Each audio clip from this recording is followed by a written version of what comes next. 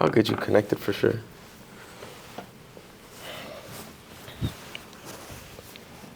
You gonna be one button or just loose? Oh, just loose. All right, bet. Because I'm too fat. Recording. Oh yeah, are you recording? I'm recording. Right. Ready? 3, 2, 1. Hey, I'm Juan Bataya. I'm here on DBS. I'm here with another interview with Christian Etherington, who is our mentor, and who also has close to a decade of sales and in leadership and also in personal growth. He's been in the United States for close to 15 years, and he's been in Utah for about 10 years. Introduce yourself, Christian. Well, I think... What did I miss? Nope, that was it. You did a great job. You did my best, right? Anything. So with this interview, why I didn't why I didn't show you the questions was just to keep the conversation authentic. Okay. Which won't. Mike Tyson says, "Oh, you have a plan until you get punched in the face," right? Mm-hmm.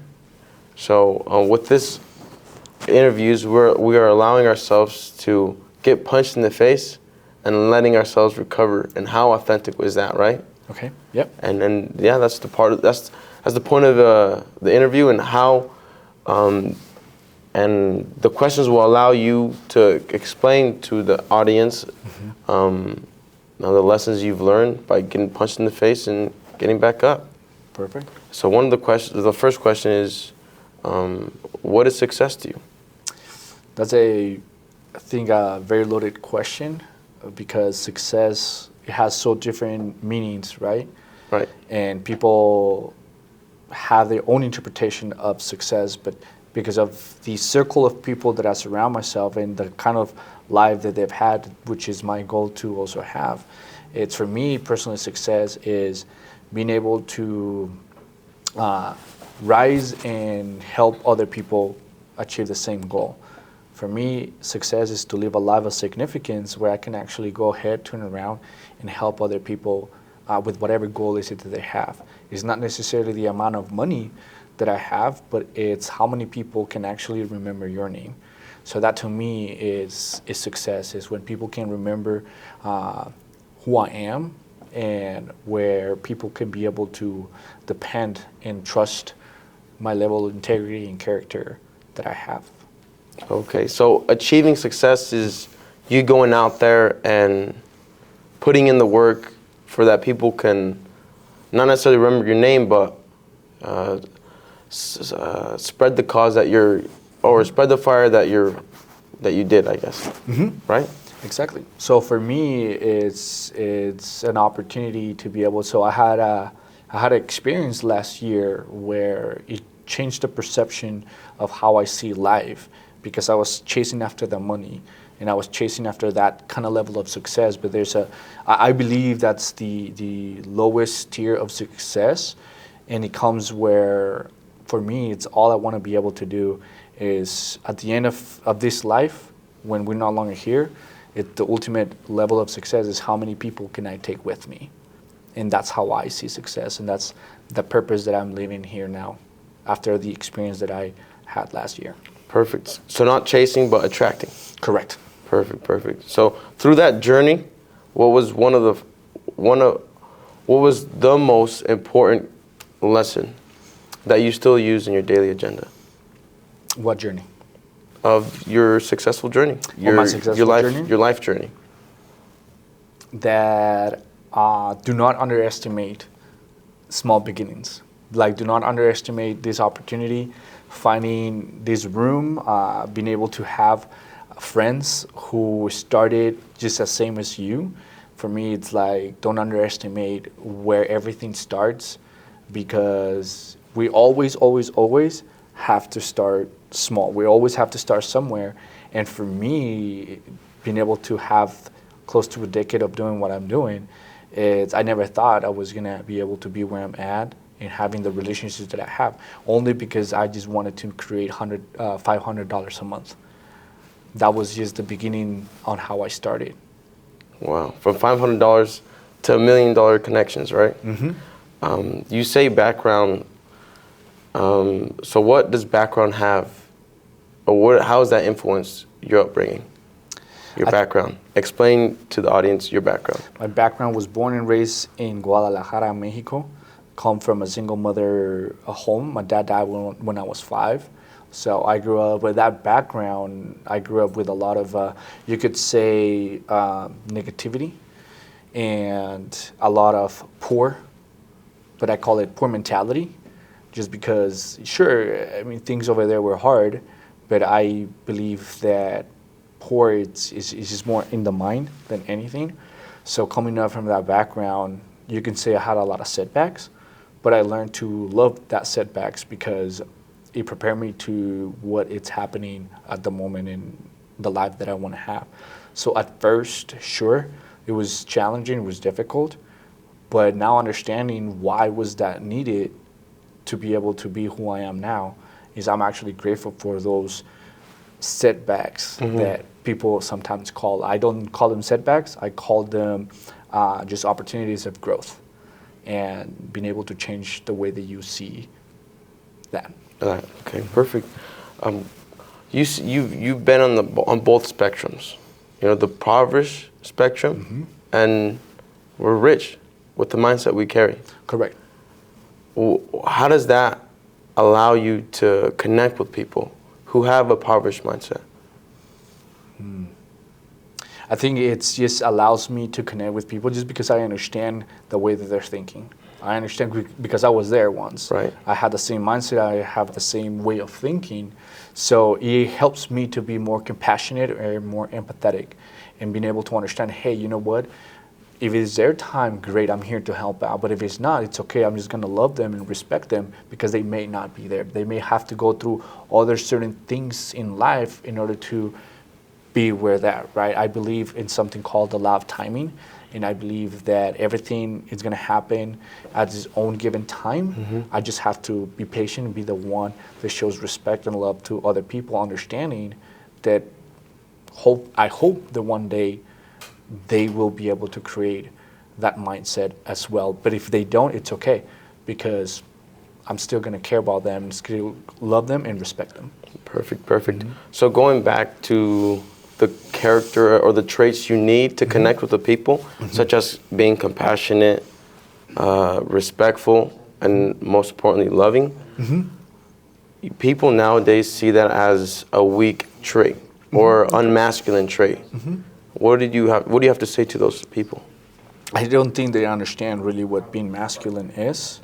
Because masculine is about protection. Masculine is about being able to provide.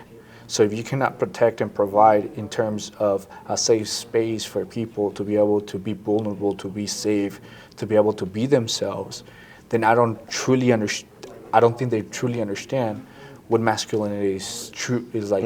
It's about The true sense of it. Exactly, because when you say, let me ask you this, right?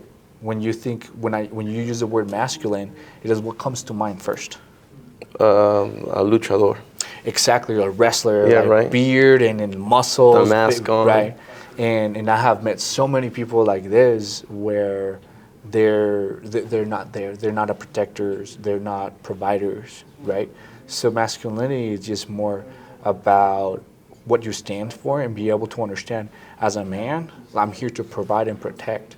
So if I cannot provide and protect people's opinions or people's the way that they feel, and be able to create a safe space for everybody around me, then I don't truly believe that I'm being masculine like that. And masculinity comes in many different ways where, being assertive, being able to take sometimes no for an answer, and being able to, but doing it in a respectful way. Exactly. Right? Being able where your boundaries are not transpassed or being able to do that, right? And I think being masculine, it comes with a responsibility as well. Oh, wow. So masculinity it comes with responsibility, and I don't believe that in this world like we're having today, that is being taught. And it took me a while. So if you don't inform yourself, you will be misinformed. Yes, but I think we believe, so now we are in a world where, I have my tablet here for notes, and I have so much access to information. So information is no longer power because we have it in the tips of our hands. Mm-hmm. I believe that knowing how to apply the knowledge is what gives you power now. So it's applying knowledge that it really gives power to people, because I can give you a lot of facts, but if I don't know how to apply that, then how do I help you? Mm-hmm. Does that make sense? Exactly. Mm-hmm. Gold is gold unless you use it, and as well as what did you say? Sorry. I talk a lot. Yeah. What part? No, the very ending part. Applied knowledge is power? Yeah. There you go. Knowledge is not power, but the usage of it. Exactly. It's like, think about it, right? Like all those books that we've been reading, or all the things that happened prior to technology, there was wisdom, and people will go to these people to be able to find wisdom, right? But now, like, you don't have to have that. You have literally everything on ChatGPT. Mm-hmm. It can give you so much information. Yeah. But the question is, well, how do I apply? Because we live in a YouTube mm-hmm. university kind of deal, but it's they always give general advice, and that's the only thing, right? So for me, it's finding somebody who cares about you, who knows your dreams and your goals, who has the life that you want, and he can direct your path specifically and tell you to your needs how to achieve your dream and goal, and to tell you how to apply it. That's true power. Not information, but how to apply it. It gives you power. I see your movement on Instagram. Mm-hmm. The Christian effect. Explain yourself. What is the Christian effect? It's all pretty much just how you guys started. It was just an idea. A friend reached out to me, and all it started, we just want to experience.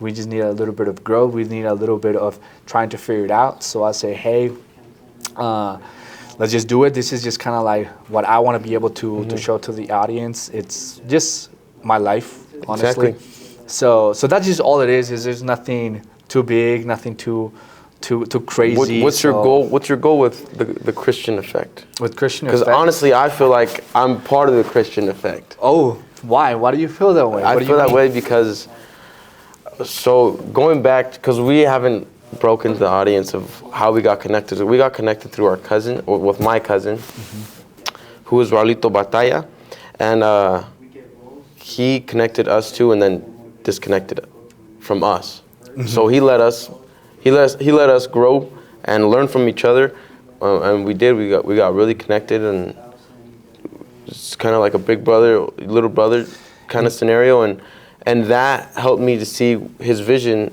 and attach myself to his vision and allow myself to grow in the way he has let himself grow, and that has helped me drastically.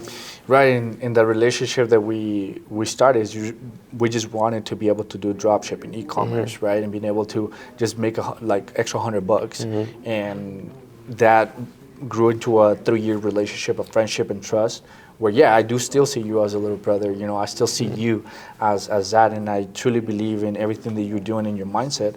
So that's why I choose to continue to be part of your life, right? Mm-hmm. Because you have the same drive and mindset that I do, and I'm very protective of who I allowed in my circle of friends.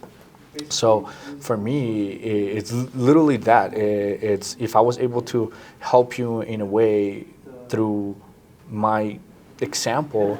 So I guess my Instagram account is just more like, okay, could I potentially create the same value like that, or at least open doors to add value into people? If I can, great. If not, at least I give it a shot. And I think that's the way that I live my life now, with understanding that there's fear in certain things, but that I'm just going to push through that fear no matter what.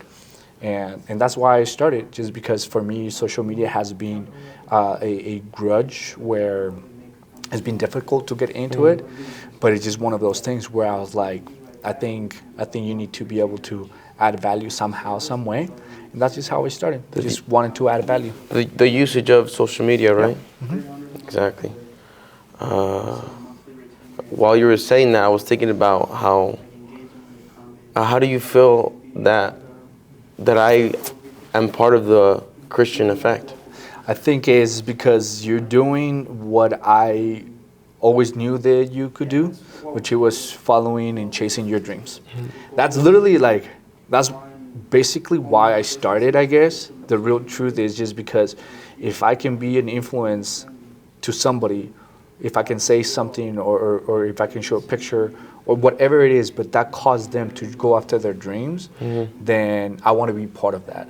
And I don't necessarily have to be there, but if I can believe in somebody and I can give hope to somebody that they can achieve their dreams and goals, then I already won. And I understand that, and I want to be able to give that because through my growth, the way I grew up, I didn't have anybody who believed in me. I didn't have anybody who could just look into my eyes and say, hey, you do have what it takes. Just try one more time.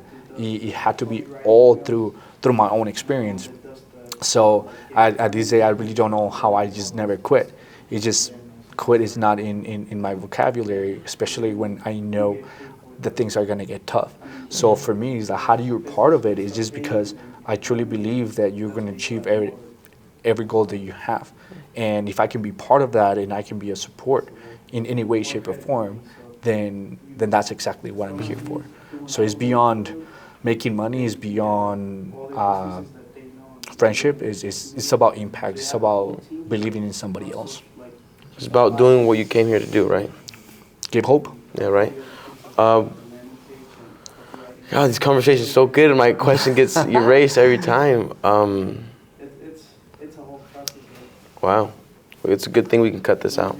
I know, right? Yeah. We can be more. But that's why I don't want to cut it out. I want to just grab it and post it. Yeah. And let me get judged. That was my question. Okay. How is it important to break those barriers of getting embarrassed, putting yourself out there to be judged? How do you break that? Wait, you asked is why or how? Both. Why? Because then you're not going to do anything. Oh, yeah, there you go. But the more important question is how. How do you break that? You just start. Like, people are waiting for like a recipe. Like, dude, like, if the girl's there, if you like her, and there's fear of rejection, how do you get over it? You just go talk to her. If you want to start a business and if it's fearful, how do you get over it? Is you start a business. And what does that feed? What was that? What does that feed? When you do what your brain does, oh yeah. What does that feed? Well, it creates belief. It creates belief. It creates a belief where it's like, okay, you know what? Sure, it failed, but I still did it. Right? It creates resiliency. It creates calluses in your mind that you can be able to achieve more. And you have to go through all the negativity that you're going to have. Whatever decision that you make, there's going to be some pushback on it, right? So how do you do it? Like, how do you break it? You just got to do it. You just got to want to be judged, right? You just have to do it. Like, the question is this, and is you need a goal, you need a dream, you need something that it hurts you that you don't have it. And only when it hurts, only when you're really that bad, then that's when you're actually going to be able to do things. Like, if you really, really, really like this girl and you think she's like the most beautiful girl, and you even have the thought of like, man, if I don't talk to her, somebody else will, and that's what's going to get you out. Like for me, I only wanted $500. It was like those $500, it was the most powerful thing that I wanted. So I was willing to go to any meeting. I was willing to go to any business opportunity, any like whatever connection somebody was willing to make for me. Is I went without not caring, just because that was the most important part. I didn't care who or what they thought about me or what my family. I dropped out of college and I started a business. I didn't care what people think, just because I needed that's $500. So the question is really, how bad do you want whatever you said that you want? Yeah, right. Because if you really want it, then you're not going to care. You're just going to do it. Yeah. So how do you break through? to shorten all that, it's like you just got to do whatever fear you got. You just gotta have do to it, right? It's like one of my mentors said, he's from Argentina, and I had this really conversation, like a 5-minute, but he looked into my eyes, and he put his hand in my right shoulder, and he looked and he said, Christian, do this with fear, but do it. And I don't think people understand that fear is never going to go away. I have to scratch my head for that. Yeah, like people are not gonna, like, fear is never going to go away because it's an emotion, but you can control it. And Exactly. the problem is a lot of people let fear control you. So do I still have fear? Yes, but I'm still going to do it. And that's what the difference from somebody who is courageous versus the person who is not. The one who's courageous just took the extra step to do it with fear, but he still did it. And that's the difference. So for me, like, that's what I will tell people. No, perfect. Yeah, start. Okay, just start. Just start. Just start. Yeah, you start. So how has networking through your businesses, at the coffee shops, in your daily life, how has networking changed who you are? Well, it's everything. Wanting to connect to the other person. Yeah, I believe networking is everything. I am who I am now just because of the connections that I have. I am, like, basically it's so there's lids in your brain, in your personal growth and development, that you're able to remove by yourself. But then there's some other ones that you cannot. Somebody else have to remove that cap, so that way you can be able to believe that you're worth something more, to believe that there's more something than just the level that you have been able to experience. Like, you play video games, right? No more video games. You never play video games at all. I stopped after high school. Right. But you have played video games. Before, yes. So it's literally, life is just like a video game where you go out there, you don't know what you're doing, but you want to get to a certain level, and there's certain things that you have to do. But then somebody else has to come and help you in that level to be able to go to the next level. So life is just like that. So networking has been able to allow me to be able to expand my mindset in the way that I see things, so that way I can achieve higher goals that I have and that I am accomplishing. Network is your net worth. Network is your net worth. And I don't think people understand really what that means, is because through connections, I've been able to meet very successful individuals. So when I came into business in what I do, which is drop shipping, some real estate, and just my regular job, it's when that happened, I didn't came in here with zero experience. I came in with my mentor experience. So instead of, they had about 7 years of experience in sales, so I didn't come in with zero experience. I came in with his experience, which is 7 years. Does that make sense? Yeah, it makes so sense. People think it's like, well, you know what, I won't be able to do it because I have zero experience. Like, no, if you are coachable, teachable, then that person can be able to download information that took him 7 years. So that's why networking is so important, because it allows you, if you're receptive and coachable and teachable, to allow you to do that. So for me, that's why the power of a connection is, because now I'm operating based in the level of experience that they have instead of my own. Boom. I don't know if that makes sense. It makes total sense, but it makes sense over here. Well, the thing is that why is it such a struggle to get to there? Why is it such a struggle to realize that? Going back to being, if you don't inform yourself, you'll be misinformed. Why is it hard for someone to go pick up a book instead of going looking at social media and scroll? Pride. People are afraid to look stupid. People think that they know better. So it's really difficult, challenging to be able to say, especially for a man, to be able to ask another man, hey, I need your help.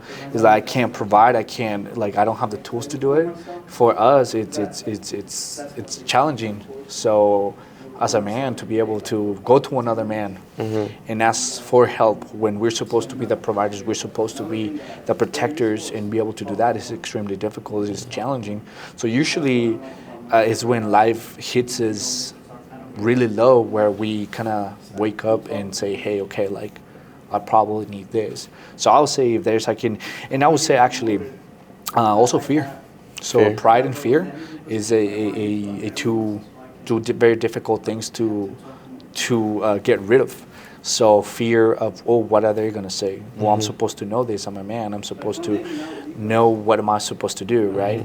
So it's a combination of pride and fear that I think stops us from asking those questions and asking for help and going to a mentor, finding somebody. And the other thing, sometimes we just don't know where to start. Is it hard to change? Definitely, yeah, absolutely. Absolutely difficult to change. But again, it goes back to your dream and your goal is that how bad do you want it?